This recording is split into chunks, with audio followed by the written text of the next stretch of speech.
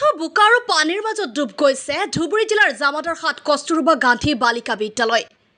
এক দুৰ্গন্ধময় অস্বাস্থ্যকৰ পৰিৱেশৰ মাজত বিদ্যালয়খনৰ শতাধিক ছাত্ৰী। নাই বিদ্যুৎ সংযোগ, নাই খোৱা পানীৰ ব্যৱস্থা। ছাত্ৰীসকলৰ মাজত হাহাকাৰ পৰিস্থিতি। কিন্তু চকুমুদা কুলিৰ ভাৱত জামাদাৰহাট কস্তুৰবা গান্ধী বালিকা বিদ্যালয়খনৰ কৰ্তৃপক্ষৰ লগতে ধুবুৰী জিলা প্ৰশাসন।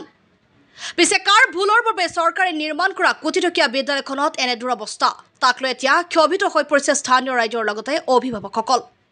অতি শীঘ্ৰে ছাত্ৰীসকলক বিশুদ্ধ খোৱা পানী আৰু বিদ্যুৎ সংযোগৰ লগতে নিয়মীয়া পাঠদানৰ বাবে দাবী জনাইছে ৰাইজে।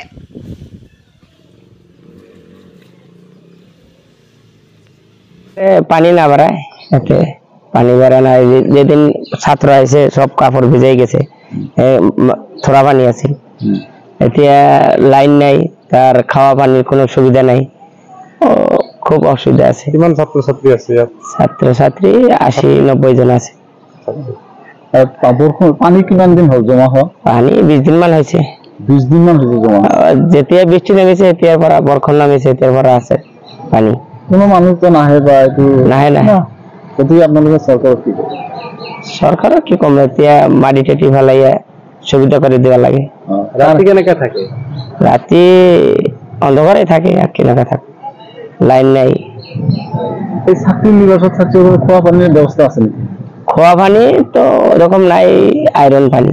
আয়রন পানি আর কারেন্ট নাই, আর এতিয়া করবাবো পানি।